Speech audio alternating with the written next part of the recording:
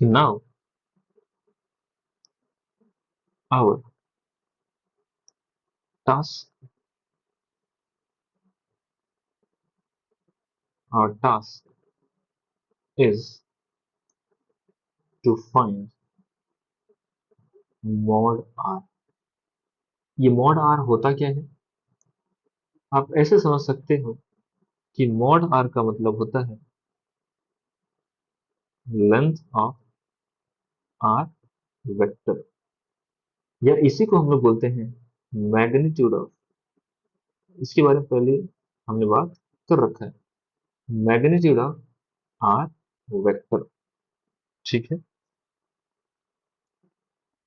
तो समझ लो, अगर दिया है if if vector R is equal to vector A plus vector B, मतलब ये है कि अगर मैं दो वेक्टर को ऐड करूं तो एक रिजल्टेंट वेक्टर मिलता है, और वो कैसा दिखता है वो हमने ग्राफिकल मेथड में देख लिया है। And and we want to find, इसी में आगे देखो, and we want to find mod r। mod r, इस केस में mod r निकालने के लिए we need three quantities, we need three quantities, three quantities। वो क्या क्या चाहिए, ये बड़ा इंपॉर्टेंट है। देखो, हमें निकालना है मैग्नीट्यूड ऑफ आर वेक्टर। दो वेक्टर को जोड़ा, मतलब वेक्टर ए और वेक्टर बी को जोड़ा, और हमें मिला वेक्टर आर। तो आर का मैग्नीट्यूड क्या होगा, इसकी हम बात करना चाहते हैं। देखिए, अगर आपको आर का मैग्नीट्यूड चाहिए तो आपको थ्री क्वांटिटीज की जरूरत पड़ेगी। पहला, कि जिन दो वेक्टर को आपने ऐड किया है उनके अपने मैग्नीट्यूड्स क्या हैं, एक तो ये। दूसरा, इनके बीच का एंगल क्या है, and angle between angle between vector A and vector B. जैसे ही ये तीन क्वांटिटी आपको मिली, बड़ा इंपॉर्टेंट है, ये बहुत इंपॉर्टेंट होने वाला है, कि अगर मैं वेक्टर ए और वेक्टर बी को जोड़ता हूं, रिजल्टेंट वेक्टर आता है, तो रिजल्टेंट वेक्टर का जो मैग्नीट्यूड है, ये मैग्नीट्यूड निकालने के लिए मुझे तीन क्वांटिटीज की जरूरत पड़ेगी। कि भाई मैग्नीट्यूड ऑफ वेक्टर ए क्या है, मैग्नीट्यूड ऑफ वेक्टर बी क्या है, और angle between A and B, जिसको हम थीटा बोलेंगे। तो ये तीन क्वांटिटी चाहिए। जैसे ही ये तीन क्वांटिटीज मिले, आपको सिंपली लिखना है, फॉर्मूला है, इसके डेरिवेशन के बारे में हम बात करेंगे, पहले देख लेते हैं फॉर्मूला क्या निकल के आता है। ये निकल के आता है, mod of R vector is equal to A square plus, ऐसे लिखते हैं, ए स्क्वायर प्लस मॉड का B square plus two times of mod A mod B cos of angle between they. ये फॉर्मूला बड़ा इंपॉर्टेंट है, ये सबको याद होना चाहिए, कि जब भी किसी दो वेक्टर का रिजल्टेंट हमें निकालना हो, मतलब मैग्नीट्यूड निकालना हो, मैग्नीट्यूड ऑफ ए गिवन है, मैग्नीट्यूड ऑफ बी गिवन है, और उनके बीच का एंगल, ये तीन क्वांटिटी अगर पता है, तो resultant of vector will be given by root under A square plus B square plus two A B cos theta. कुछ एग्जांपल जैसे ही हम करेंगे, ये सारी बातें आपको क्लियर हो जाएंगी। जैसे क्वेश्चन लिखते हैं, इसमें अलग अलग कुल सिक्स पार्ट्स हम लोग करने वाले हैं।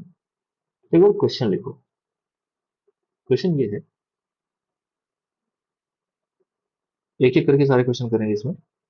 Two forces, two forces of magnitude, magnitude 3 Newton, magnitude 3 Newton and 4 Newton acting on a body as shown in figure. Find, क्या बताना है? Find net force. Find net force. Net force का मतलब है रिजल्टेंट। बेसिकली मैं resultant की बात कर रहा हूँ। Resultant force, resultant force on body in each case. अच्छा, इसमें और एक चीज करना है।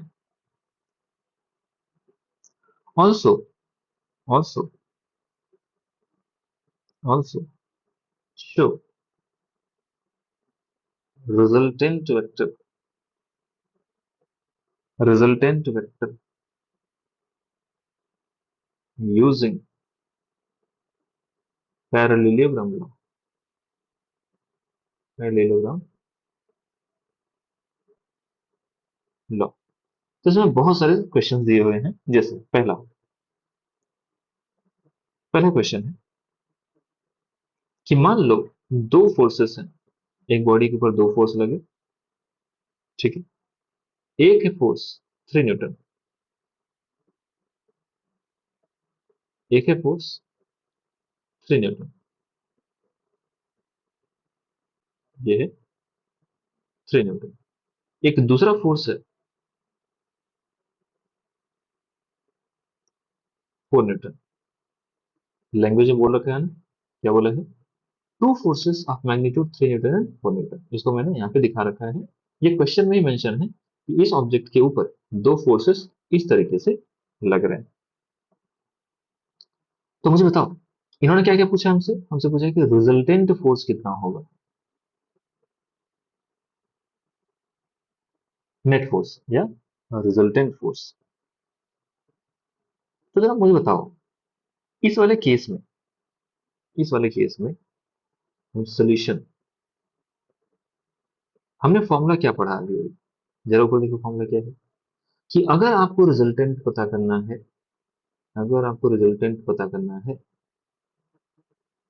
तो आपको क्या क्या पता होना चाहिए? Magnitude of A, magnitude of B और angle between A and B. इस क्वेश्चन में हम अगर देखें तो मैग्नीट्यूड ऑफ ए कितना है? 3, है ना। मैग्नीट्यूड ऑफ बी कितना है? 4। ये दोनों पता चल गया। अगर मुझे angle between A and B पता चल जाए तो मैं रिजल्टेंट कैलकुलेट कर सकता हूँ। और जरा मुझे बताओ, हियर क्या मैं कह सकता हूँ, here 3 newton force and 4 newton force, 4 newton forces are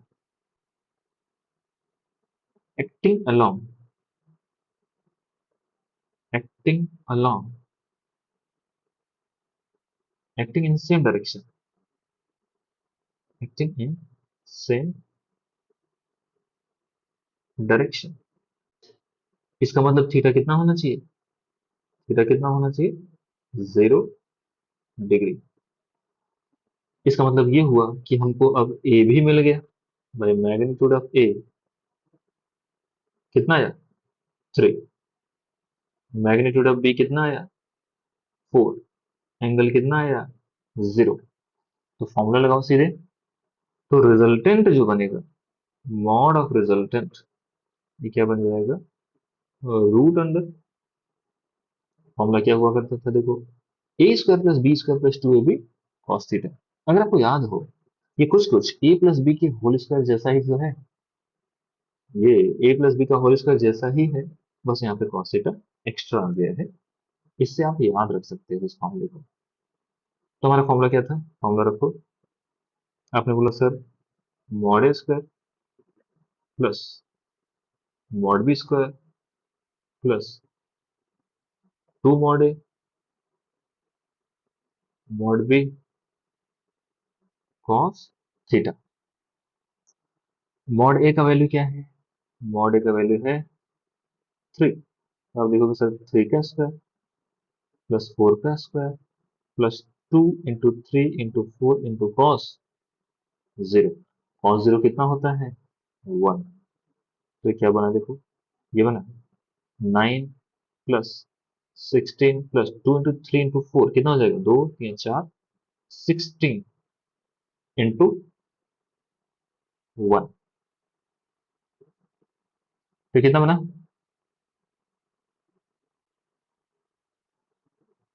ये बन जाएगा 2ab। This is 24। This is 24। तो ले लीजिए टोटल कितना बनेगा देखो, 9 प्लस 16 25, और 25 में 24 जोड़ा तो टोटल कितना बन जाएगा? √49। तो आपका रिजल्टेंट कितना आया? रिजल्टेंट का मैग्नीट्यूड कितना आया? 7। इसका मतलब क्या है कि अगर एक ऑब्जेक्ट के ऊपर 3 Newton and 4 Newton same direction में लग रहे हो, तो उनका जो रिजल्टेंट आएगा, जो नेट आएगा, वो कितना हो जाएगा? 7 न्यूटन। कितना हो जाएगा? तो आप ऐसे भी लिख सकते हो, रिजल्टेंट फोर्स इज, आप ऐसे लिख सकते हो, resultant force here, resultant force is 7 Newton. अब इन्होंने एक सवाल और पूछा था कि पैरेललोग्राम लॉ से इनका आपको शो करना है रिजल्टेंट। अगर आपको रिजल्टेंट इसका शो करना है, एक काम करते हैं, इसके रिजल्टेंट को हम शो करेंगे जब हम एक दो और क्वेश्चन करेंगे तब। या हम ये कर भी सकते हैं, जैसे मान लो हमने क्या बोला था कि भाई showing resultant, showing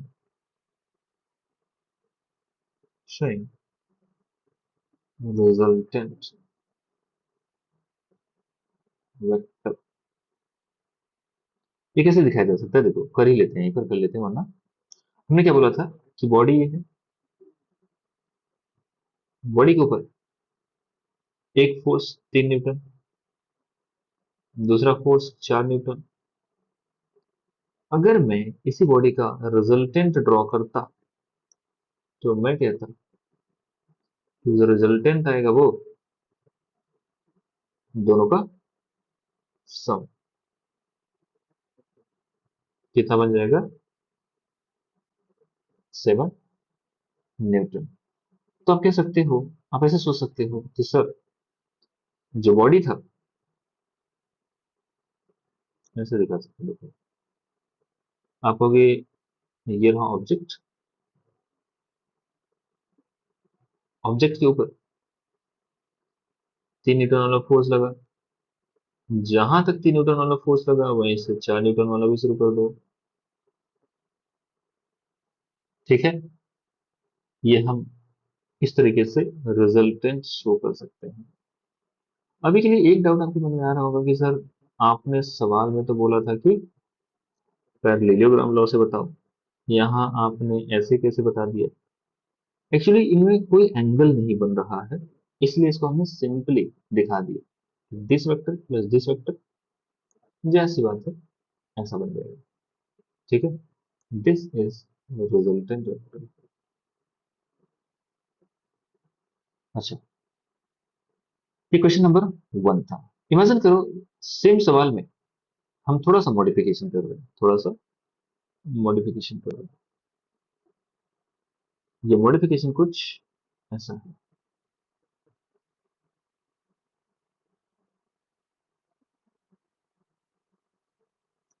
अगर क्वेश्चन ऐसा रहा होता,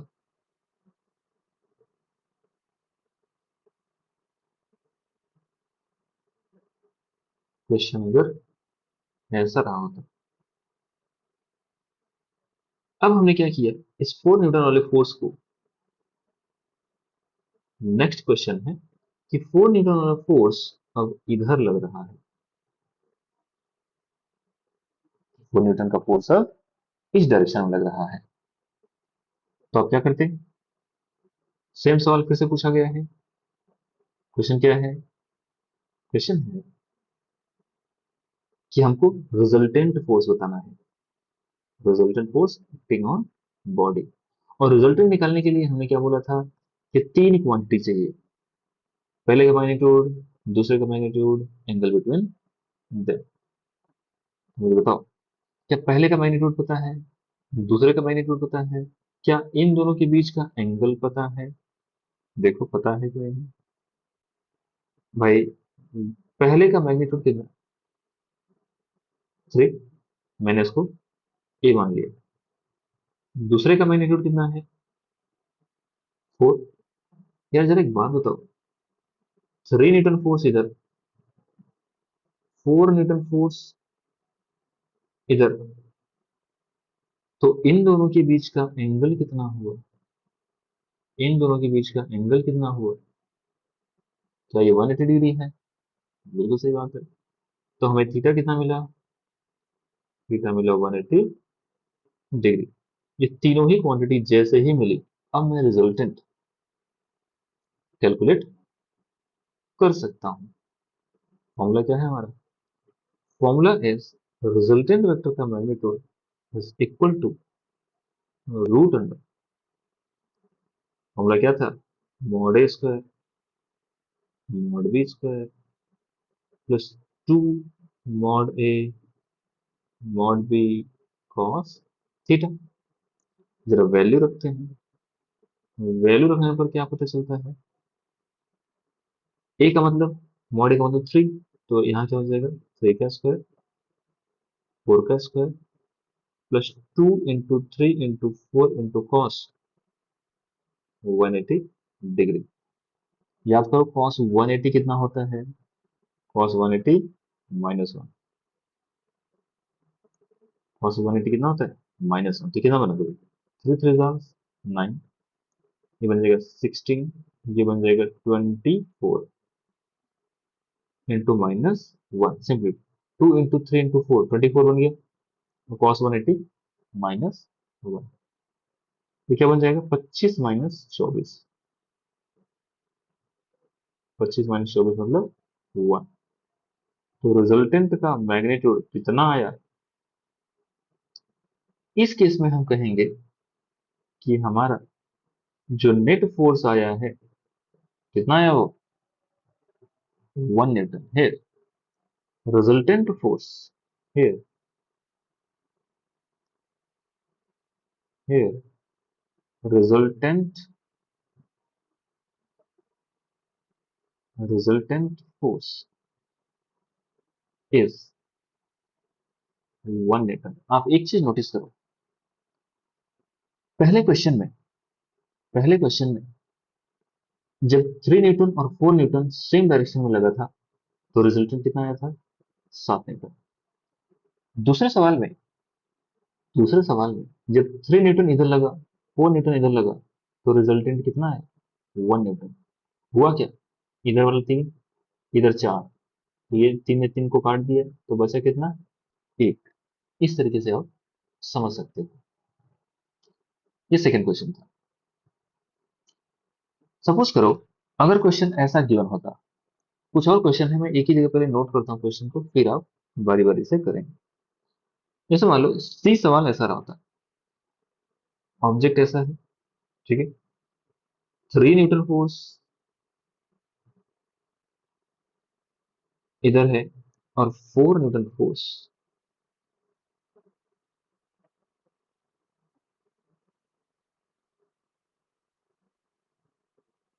ऐसा मान लो,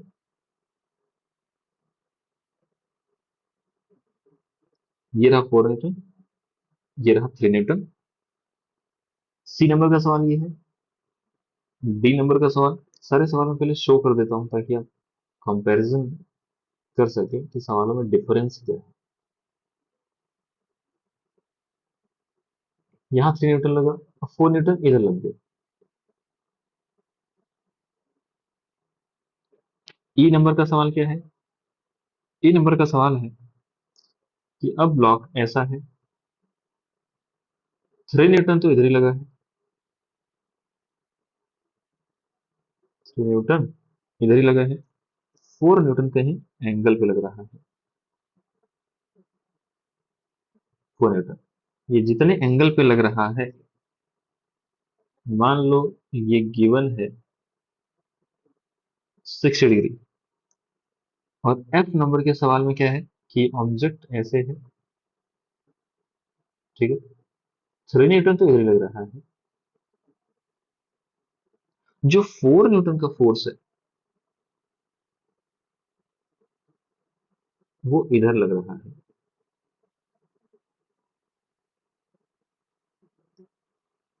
खास बात क्या है कि ये जो एंगल बन रहा है, ये एंगल कितना है? 120 डिग्री।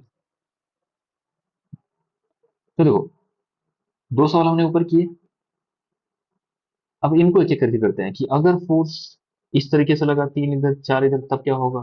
3 इधर 4 इधर लगा, तब क्या होगा रिजल्टेंट? 3 इधर 4 इधर, जबकि इनके बीच का एंगल कितना है? 60, तब रिजल्टेंट क्या बनेगा? अगर फोर्स ऐसा लगा होता, सेम ही फोर्स अगर ऐसा लगा होता, तो क्या रिजल्टेंट आएगा? तो हर एक केस में हमें क्या ढूंढना है? आप इस बात को पहले समझो। हर एक केस में हमें ये ढूंढना है कि क्या मुझे वेक्टर ए का मॉड पता है, वेक्टर बी का मॉड पता है, क्या एंगल पता है। अगर ये तीन क्वांटिटी पता है तो हम किसी भी वेक्टर का रिजल्टेंट निकाल सकते हैं। ठीक है, तो देखो, जो सी नंबर का सवाल है, सी नंबर का सवाल, डायरेक्ट इसको कॉपी करते हैं यहां से। सी नंबर का सवाल जो है, दैट इज,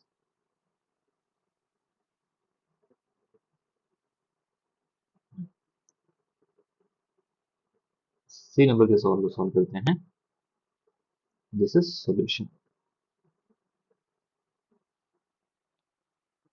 देखो, हमें पता है कि इस वाले केस में मॉड ऑफ वेक्टर कितना है? सर ये तो 3 है। मॉड ऑफ वेक्टर भी कितना है? ये 4 है।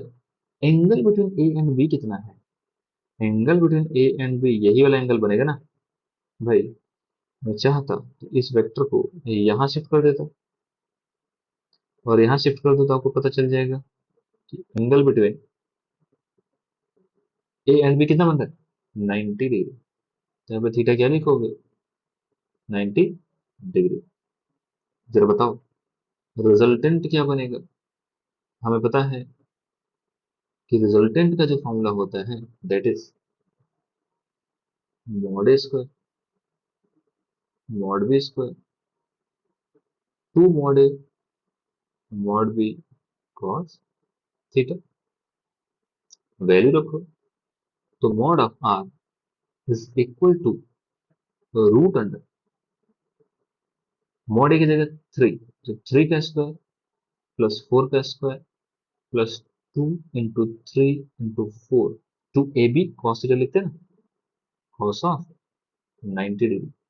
तो क्या बनेगा देखो, mod R is equal to 3 का स्क्वायर 9, 4 का स्क्वायर 16, 2 इंटू 3 इंटू 4 कितना हुआ? 24, लेकिन कॉस 90 कितना हुआ? 0। तो ले देखिए, मॉड आर की वैल्यू सिंपली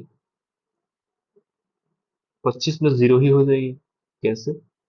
19, सॉरी, 9 प्लस 16 कितना हुआ? 25, और ये कितना हो गया? 0। तो मॉड ऑफ आर वेक्टर कितना आ गया फाइनली? 5। तो इससे क्या कंक्लूड करेंगे हम? इससे कंक्लूजन ये निकलेगा, here resultant force is, resultant force is, here resultant force is 5 Newton. आप एक चीज नोटिस करो कि सेम ही फोर्स को, भाई, हर बार हमने 3 न्यूटन और 4 न्यूटन का ही फोर्स लिया है। यहां भी हमने 3 न्यूटन 4 न्यूटन ही लिया था, इस सवाल में भी 3 न्यूटन 4 न्यूटन ही लिया था, इस सवाल में भी 3 न्यूटन 4 न्यूटन ही लिया है। लेकिन हर एक केस में रिजल्ट अलग अलग है। पहले क्वेश्चन में जो हमारा नेट फोर्स आया था, 7 न्यूटन था। कितना था? 7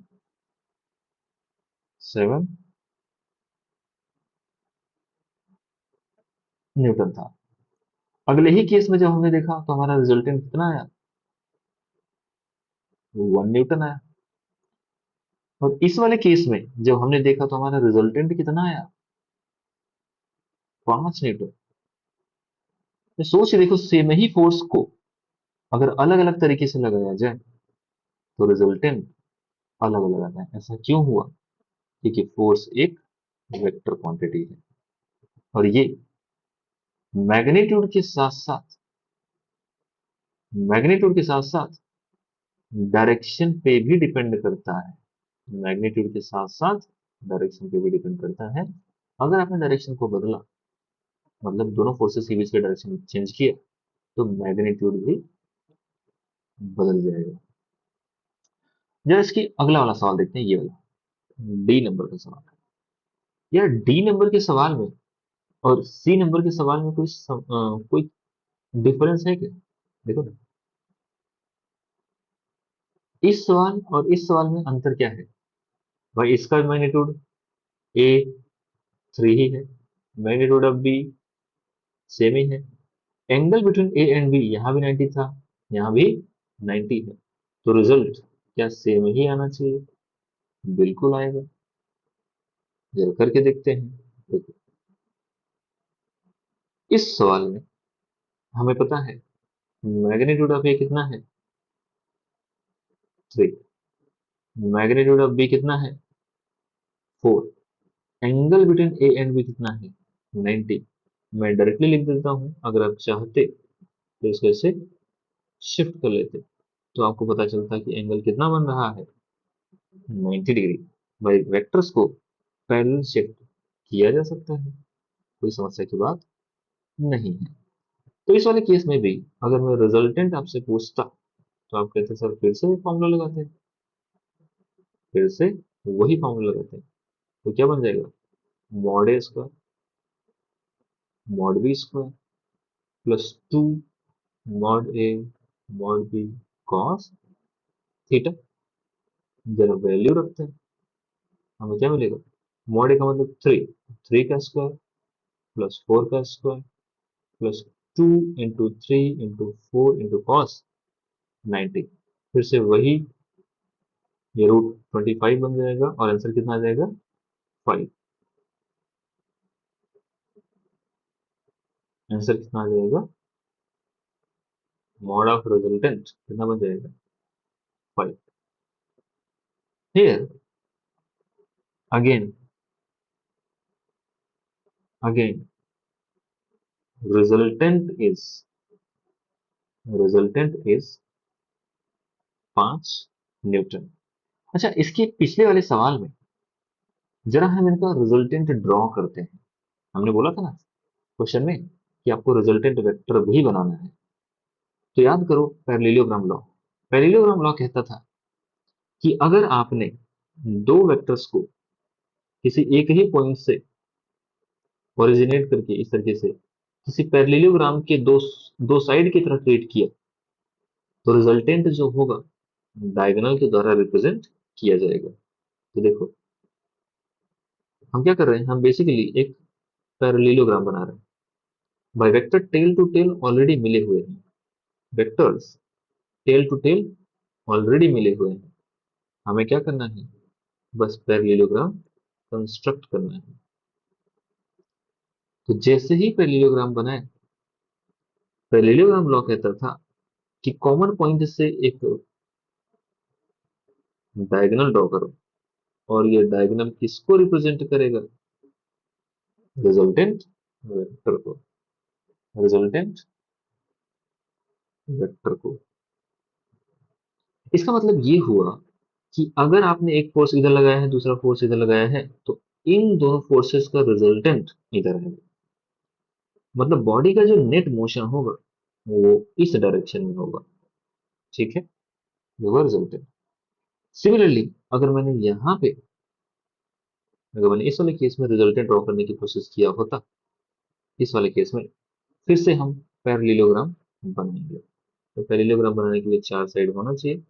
तो चार साइड हमने जोड़े और पैरेललोग्राम हमको, ये पूरा एक पैरेललोग्राम दिखने लगा। इस पैरेललोग्राम में कॉमन पॉइंट से, कॉमन पॉइंट से एक हम बनाएंगे, एक हम बनाएंगे डायगोनल। और यही जो डायगोनल होगा किसको रिप्रेजेंट करेगा? रिजल्टेंट। तो इस केस में जो हमारा रिजल्टेंट वेक्टर आया है वो इधर आया है। अच्छा बताओ, यहां पर हमने देखा था कि जो रिजल्टेंट वेक्टर का मैग्नीट्यूड आ रहा है वो 5 है।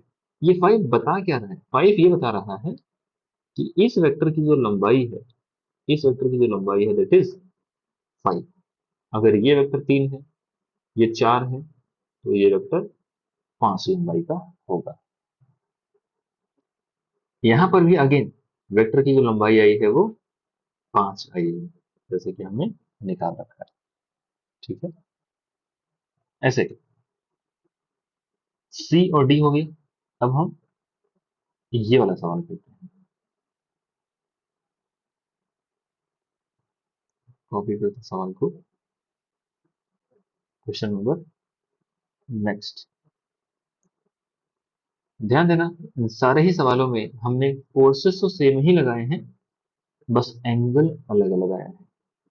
तो मुझे बताओ, इस वाले सवाल में मॉड ए कितना है? आप कहोगे सर मॉड ए तो 3 ही है।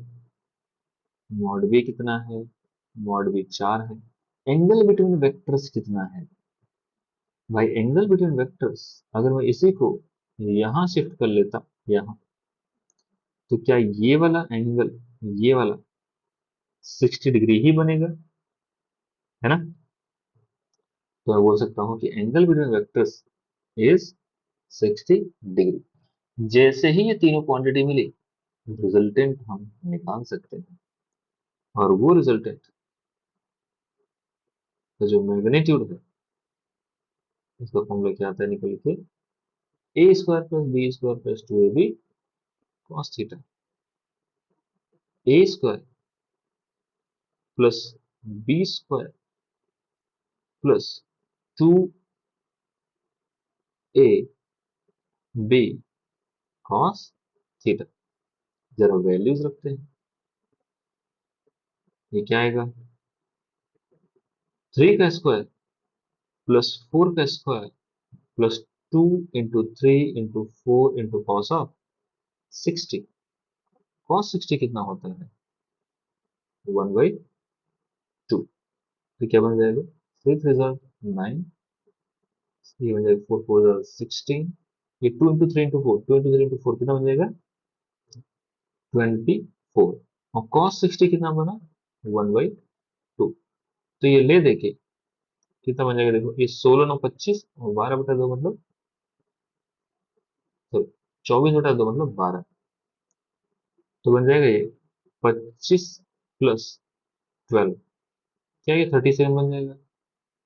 37। तो इस केस में जो हमारा रिजल्टेंट आया वो कितना आया? √37। तो हम कहेंगे here, here resultant, resultant force on body is √37 Newton. √37, अगर ये √36 होता तो हम लगभग इसको 6 बोलते। अगर ये √36 होता तो हम इसको 6 बोलते। तो √37 जो होगा वो 6 से थोड़ा सा ज्यादा है। अब अगला अगला वाला टास्क हमारा क्या था? कि इन दोनों वेक्टर का रिजल्टेंट दिखाना। जरा दिखाते हैं रिजल्टेंट। एक काम करते हैं, एक बार इसको और बना लेते हैं, to show resultant.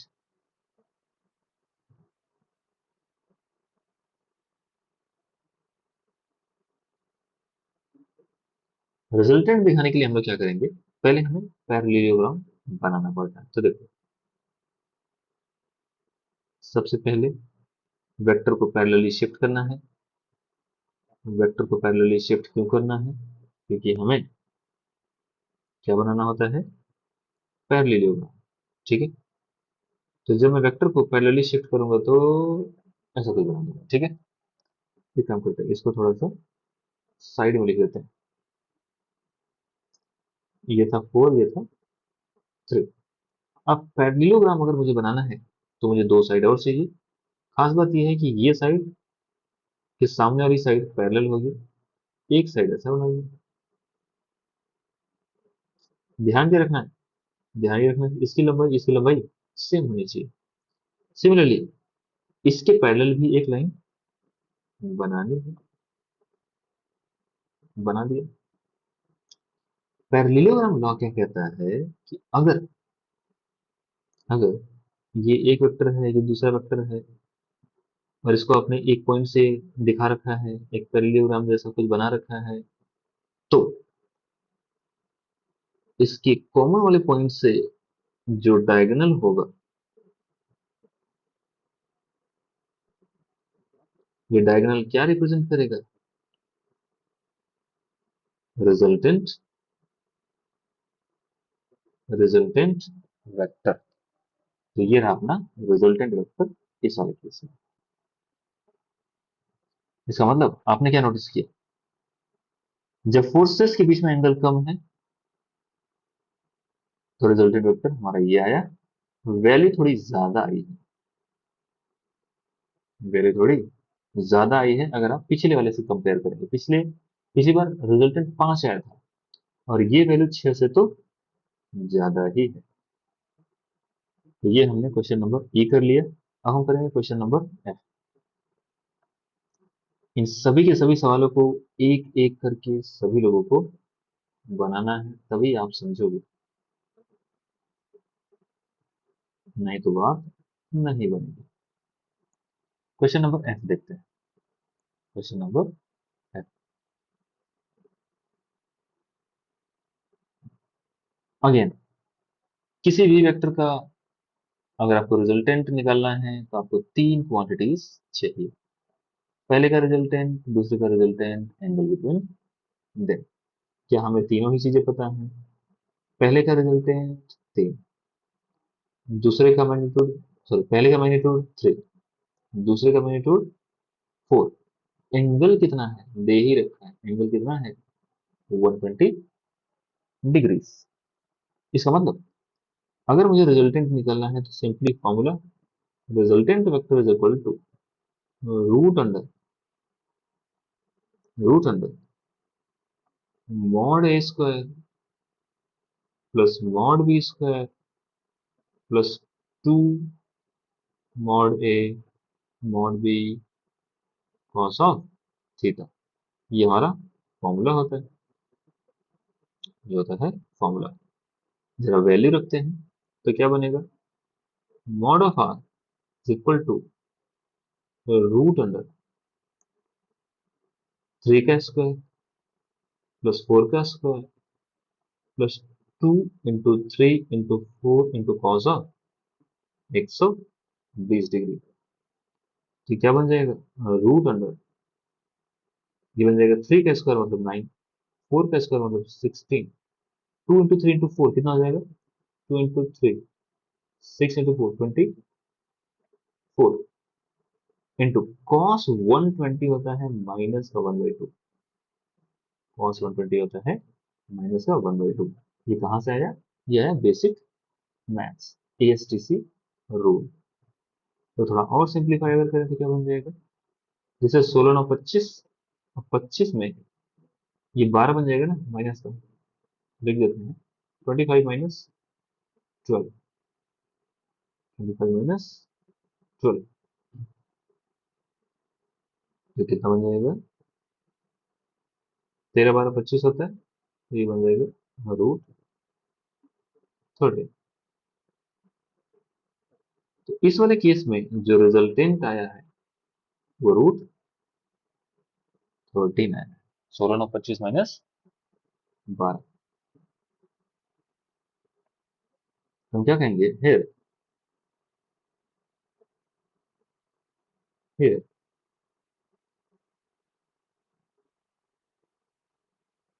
resultant force resultant force on body is √13 Newton. भाई √9 रहा होता तो 3 बनता, √16 रहा होता तो ये 4 बनता। इसका मतलब ये जो वैल्यू है, ये वैल्यू कुछ कुछ 3.5 के रेंज में आना चाहिए अप्रोक्सीमेटली। ठीक है।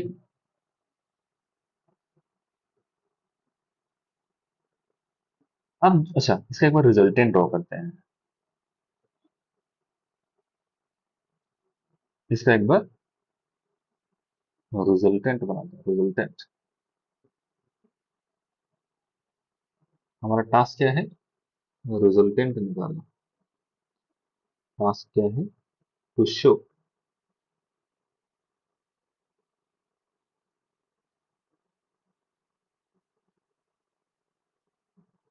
रिजल्टेंट। To show resultant. तो हमारा टास्क क्या था भाई? हमें जब रिजल्टेंट निकालना होता है तो हम पैरेललोग्राम बनाते हैं। अब parallelogram by parallelly shifting the forces या वेक्टर्स एट अ पॉइंट। ये 4 वाला था, 4 न्यूटन वाला था। ठीक है, ये थोड़ा बड़ा बनाते हैं।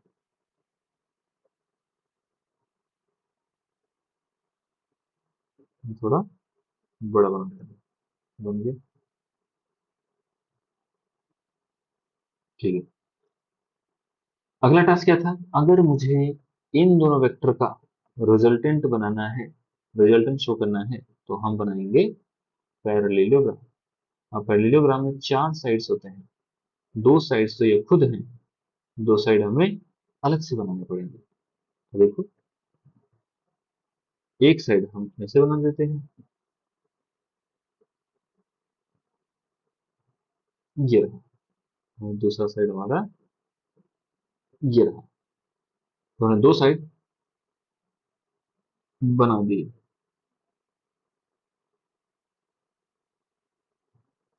ठीक है? जैसे ही 2 साइड बनाए, पैरेललोग्राम लॉ कहता है कि स्टार्टिंग फ्रॉम कॉमन टेल एक डायगोनल बनाओ, और ये जो डायगोनल होगा ये क्या बताएगा? रिजल्टेंट वेक्टर को। इसका मतलब ये हुआ कि दो वेक्टर्स एक ऑब्जेक्ट के ऊपर, एक फोर्स ऐसे लगा, एक फोर्स ऐसा लगा, इधर लगा, तो इन दोनों का रिजल्टेंट कहीं इधर आएगा। इसका मतलब ऑब्जेक्ट नेट कहीं इस डायरेक्शन में मूव करेगा। और इस वाले इस वाले वेक्टर की लंबाई कितनी है? √13। तो इन सारे एग्जाम्पल से जो बात हमने समझा वो ये था, बड़ा इंपॉर्टेंट रिजल्ट हमने देखा एक्चुअली, कि सेम ही फोर्स को अगर हम अलग अलग डायरेक्शन में लगाएं, सेम ही फोर्स को, यही 3 न्यूटन, यही 4 न्यूटन, जब हमने जब हमने सेम डायरेक्शन में लगाया तो रिजल्टेंट कितना आया? 7 हो गया। जब हमने यही 3 न्यूटन 4 न्यूटन के फोर्स अपोजिट डायरेक्शन में लगाया तो हमारा रिजल्टेंट कितना आया? 1। यही 3 न्यूटन 4 न्यूटन जब हमने परपेंडिकुलर लगाया एक दूसरे के तो हमारा रिजल्टेंट आया 5। अगेन, जब इनको परपेंडिकुलर लगाया तो रिजल्टेंट आया 5। सेम ही फोर्स को जब हमने किसी स्मॉल एंगल जो कि 90 से छोटा है लगाया तो हमारा रिजल्टेंट आया, ये अप्रोक्सीमेटली 6 है ना, √37। और सेम ही फोर्स को, वही 3 4 न्यूटन फोर्स को जब हमने 120 डिग्री पर लगाया तो हमारा रिजल्टेंट आया 13 जो कि अप्रोक्सीमेटली 3.5 है। तो सीखने की बात यह है कि जो रिजल्टेंट होगा, रिजल्टेंट ऑफ, इंपॉर्टेंट क्या है, इंपॉर्टेंट क्या है, resultant, resultant of two vectors depend on magnitude of, magnitude of, magnitudes of both vectors along with resultant of two vectors depend on their magnitude and depend on, ऐसे लिख दो, depend on their magnitudes, their